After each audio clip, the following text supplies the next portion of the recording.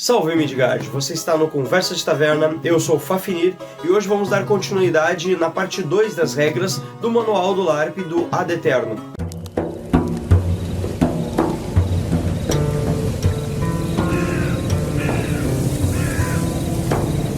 Primeiramente abordaremos algumas regras gerais do jogo e depois iremos para a construção do personagem na parte 2, a qual falaremos um pouco mais das facções. E gostaria de lembrá-los que na descrição do vídeo vai ter os links para o grupo do Ad Eterno do WhatsApp, do Conversa de Taverna, onde a gente fala bastante sobre RPG, e as páginas do Instagram, meu, do Ad Eterno, do Conversa de Taverna, e principalmente o manual do jogo vai estar na descrição. Tá desperdiçando tempo precioso. Primeiramente vamos para os pontos. Como todo RPG, o LARP também tem uma distribuição de pontos, onde vai definir limites e o que pode ou não o personagem fazer. O PV, pontos de vida, o clássico, né? Os pontos de vida é o que define o quanto teu personagem pode aguentar de dano antes de morrer. Todo personagem começa com um padrão de 3 pontos de vida e para você se recuperar a sua vida, caso você saia de algum combate, você precisa usar algum componente externo, alguma outra coisa. E morreu. PA, ou pontos de armadura. A armadura é o que vai definir o quanto tu consegue resistir antes de começar a perder pontos de vida. Tem algumas maneiras de definir como é que é a armadura. Basicamente, quando você está com uma armadura de verdade, você está protegido. Se você tem um bracelete e tomar um dano do braço, você está protegido porque você tem um bracelete. Você tem um PA antes de tomar o seu dano no braço. Tomar de novo, toma dano. Para recuperar o PA, basta mudar de zona para zona. Por exemplo, você está numa zona de combate e vai para uma zona neutra. Já falamos de zona no vídeo anterior. PM, PC e PH. Fiquem tranquilo que é bem facinho. É ponto de magia, ponto de canção e ponto de habilidade. Cada personagem tem movimentos especiais, habilidades especiais, únicas, que são definidas por sua classe. Essa pontuação é mais ou menos o quanto você tem de barrinha e você vai gastando para fazer a sua habilidade. O PM é o ponto de magia, é distribuído para os magos e você começa com 5 PM caso seja mago. O PC é o ponto de canção, se você for um bardo você vai ter 3 pontos de canção. E o PH é o ponto de habilidade, ao qual é distribuído para todas as outras classes. Você começa com 3 PH. Também esses 3 tipos de pontuação que eu mencionei são recuperadas mudando de zona para zona. E finalizando a partir da pontuação, nós temos o PE, que é o nosso ponto de experiência, né? Afinal, é com ele que a gente vai conseguir upar o nosso personagem, vamos conseguir subir os níveis. E a gente pode conseguir pontos de experiência de várias maneiras. Interagindo com personagens da trama, derrotando vilões, monstros, até mesmo em PVP e até mesmo participando do evento. Cada dia que você participa de um evento, você também ganha PE. E isso é recorrente para várias edições. Ah, entendi! Itens e comércio. O comércio funciona assim. Todo personagem tem um inventário, que é um saquinho que tu vai ganhar no início do evento. Ele contém 2 moedas e todos os itens que você vai conseguir no decorrer da história, você vai guardar ali. E caso você seja saqueado, todos os itens que estão naquele saquinho são perdidos, tirando os PE que também ficam guardados ali, mas não pode ser saqueado. Me deem suas armas e deixarei vocês em paz. Com as moedas que você tem, você pode contratar serviços ou conseguir pagar por algum item que possa te ajudar durante uma campanha. Já os itens são divididos em 2 ramificações, os coletáveis e os lendários. Os coletáveis são itens que são distribuídos pelo evento de maneira que pode estar escondido, ou então você pode conseguir ele por alguma quest. Você vai conseguir identificar ele porque vai ter uma fitinha de setinha amarrada. Já os itens lendários são itens que podem desde alterar alguma regra do jogo, até mesmo aumentar alguma pontuação que você já tenha. Os itens lendários também têm uma certa raridade, comum, raro e único, morte. Assim como qualquer outro jogo no LARP, o seu personagem também pode morrer. E como é que a gente morre? É muito simples, só precisa zerar os teus pontos de vida e não tem ninguém na tua volta para poder te socorrer. Assim você vai morrer e virar um espírito. Quando você vira um espírito, o seu personagem vai ter algumas reduções, não pode fazer alguns movimentos, não vai poder fazer habilidades especiais ou conjurar magia, nem mesmo ter interação com outros jogadores. Também terás um ponto de vida espiritual, e já falaremos como você pode perder dele. Mas fica tranquilo que tem 2 maneiras de voltar à vida. A primeira delas é muito boa e a segunda não é não. Do primeiro modo, você vai até o Homem Santo da maneira como espírito. Ele fará um ritual e você voltará à vida. Simples assim. E a segunda maneira é com sua alma fragmentada. Existe um espírito chamado o Coletor do Temível. E essa entidade procura os espíritos. Ele fragmenta sua alma e se alimenta dela. Se você entrou em combate com o Coletor do Temível e ele te atingir um dano, seu personagem morre até na maneira espiritual. Se for a primeira vez, a sua alma vai ficar fragmentada em 7 e você vai poder voltar à vida. E caso você tenha a fatalidade de morrer e encontrar com ele novamente, e ele atingi-lo, ele começará a consumir sua alma, um pedacinho de cada vez. Quando zerar os seus fragmentos de alma, o seu personagem morrerá de vez. Isso significa que você perde todo o progresso dele, todo o percurso que você teve, toda a história dele. Mas não se preocupe que é só fazer outro personagem e vamos jogar de novo. Trágico. Aproveitando esse tema um pouco mais mórbido, eu vou falar um pouco das falhas críticas. Nós estamos indo para um evento que, além de uma feira medieval, é um grande jogo. E com isso nós precisamos de algumas regras de conduta. A falha crítica é quando você inflige alguma regra. Às vezes pode ser alguma coisa muito simples, onde você vai tomar um tipo de advertência, mas às vezes ela pode ser alguma coisa muito severa e daí você pode ser banido do jogo. Mas fica tranquilo que se tu tá indo com o intuito de jogar, tu tá pelo bem, então não precisa se preocupar. Vai até servir como uma proteção pra você. Eu vou passar bem rapidinho por elas, mas elas são mencionadas no manual. Eu tô deixando ele na descrição, então dá uma olhadinha porque ela é importante. Trapaça ou antijogo. Isso significa que segue as regras do jogo, sabe? É tipo, se tomou o dano, toma o dano de verdade, contabiliza. E se for entrar em combate, combata corretamente, não fique burlando as regras. Equipamento não aprovado. Resumindo nós estamos brincando de combate. E nesse combate a gente tem regras pra gente não machucar o nosso oponente. Afinal é uma brincadeira. Usar uma arma que não seja regular pela organização pode levar a algum acidente com alguma pessoa e não podemos cogitar isso. Tópicos sensíveis. Enfim, não falaremos sobre política ou religião ou qualquer outra coisa que possa gerar uma discussão que faça a gente sair da imersão, que faça ter discussões que não são necessárias naquele momento. Abuso de substância. Enfim, o evento tem bebidas, você pode beber, mas durante a jogabilidade, não. Se tiver num LARP, tiver bêbado, tu, além de perder a noção dos teus sentidos, tu pode se botar em risco e botar outra pessoa em risco. Roubo.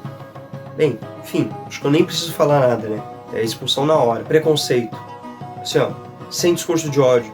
Não seja homofóbico, não seja machista, não seja racista, etc, etc, etc. Agressão física e verbal também não são toleradas. E pra finalizar, o assédio. O toque pode acontecer no evento, um toque no ombro, sabe, um toque nas costas, mas é coisas tranquilas, enfim, converse qualquer coisa com a outra pessoa se você não se sentir confortável. Tem uma parte do manual que só fala sobre isso, então vamos todo mundo se atentar. Enfim, é só não roubar, é só não brigar, é só não ser babaca, que todo mundo se diverte, todo mundo curte bastante o evento. Acertou. E agora as facções! E outra pessoal, gostaria de lembrar que todos os personagens são inscritos do canal Conversas de Taverna. Você já se inscreveu no canal? Não se inscreveu ainda? Você se inscreve então? Ah, já se inscreveu? Ah, então tá bom, muito obrigado. Então eu só vou lembrar para dar o likezinho aqui no vídeo. Como já vimos no primeiro vídeo de regras, na criação do personagem a gente escolhe a raça, a classe e as facções. Nesse momento falaria um pouco mais da lore de cada uma delas, bem rapidinho, bem sucinto, e a habilidade que ela fornece. Elas são inspiradas em muitas culturas que nós temos. Enfim, se for pela habilidade ou se for pela afeição à cultura, escolha com sabedoria e escolha algo que você vai se sentir confortável com o seu personagem. E vamos começar então com as Nações Unidas de West. Formada por antigas nações, no passado elas viviam em guerras por questões mesquinhas, às vezes recursos, dentro do seu próprio território.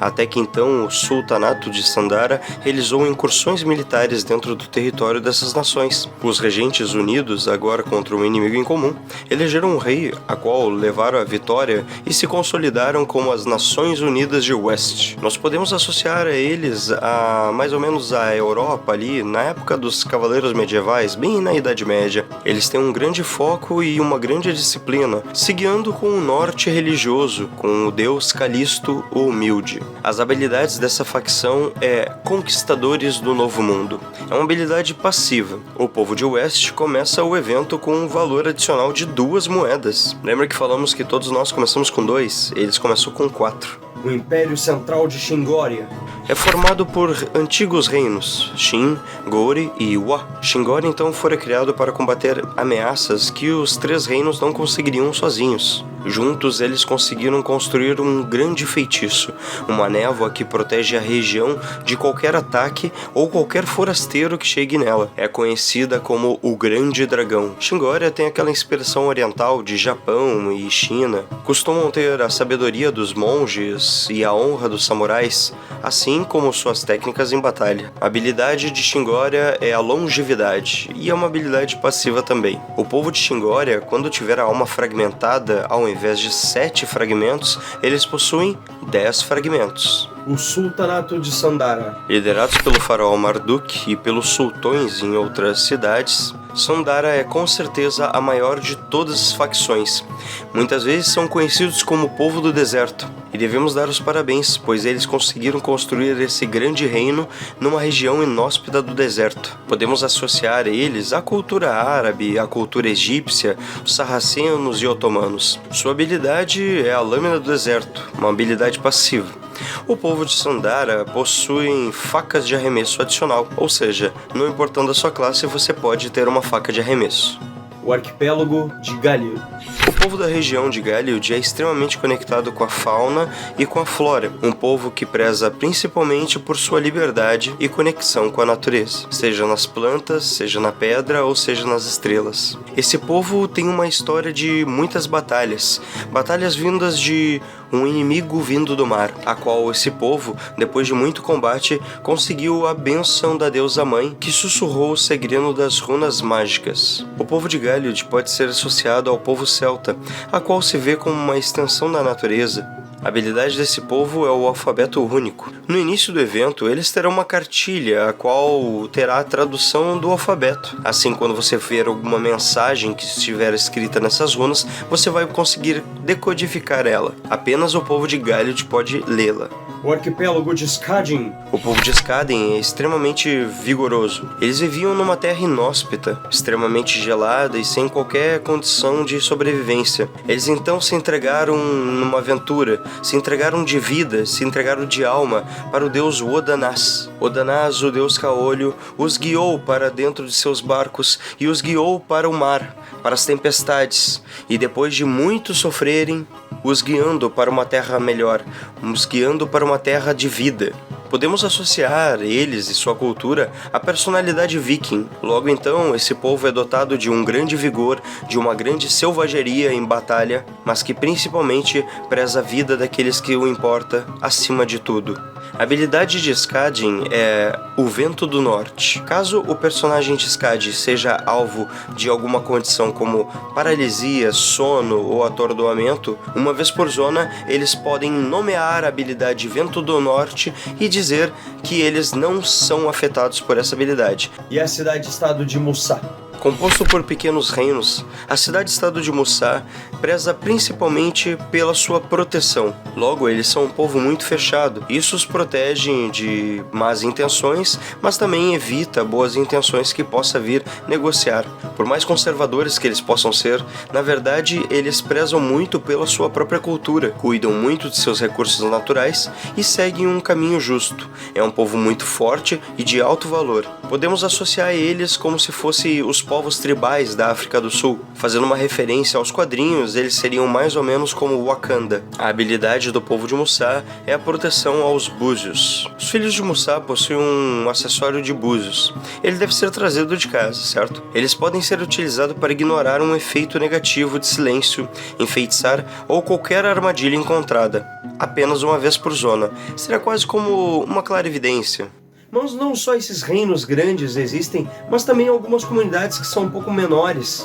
Mecanicamente falando, as comunidades funcionam exatamente como as facções, mas a diferença delas é que existem bem poucos dessas comunidades. Até então temos duas e eu já vou falar sobre elas. A comunidade Romin, eles na verdade tinham a maior facção de todas, mas era um povo extremamente pacífico, e quando eles receberam ataques de Usônia, a qual já falarei, eles foram expurgados de suas terras. Hoje eles são nômades, podemos associar eles totalmente ao povo cigano, que mesmo depois de todo esse sofrimento, ainda é um povo de alegria, ainda é um povo de amor. A habilidade deles é o sensitivo. Todos os Romins podem se comunicar com os espíritos, sem restrições, mesmo estando vivos.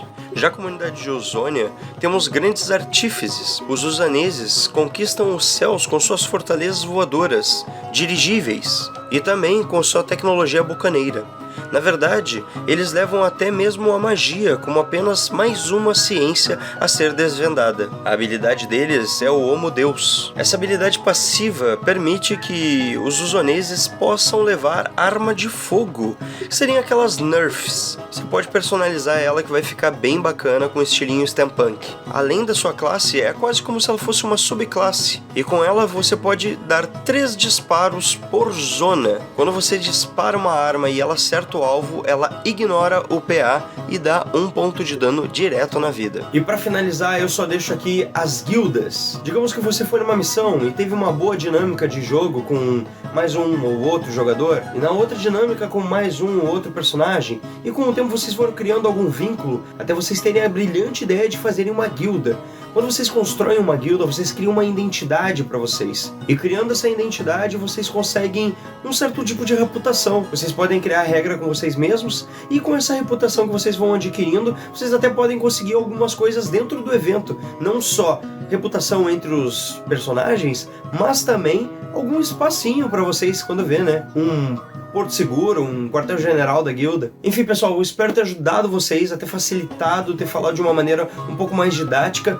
Eu vou postar o vídeo ainda o quanto antes, então o vídeo da parte 3 será com os combates, armamento, lista de magia e as classes. Mais uma vez, muito obrigado, um salve dos deuses, e a gente se vê no próximo vídeo. Skol!